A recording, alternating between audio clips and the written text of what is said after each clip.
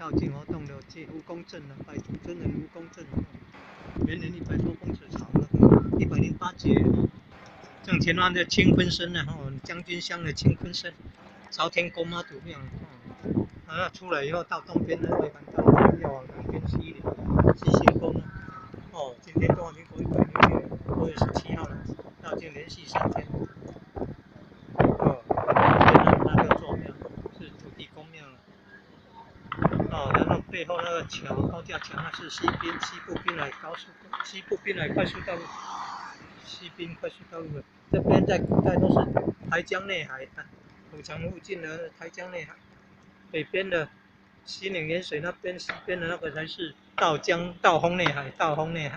南边的这里是台江内海。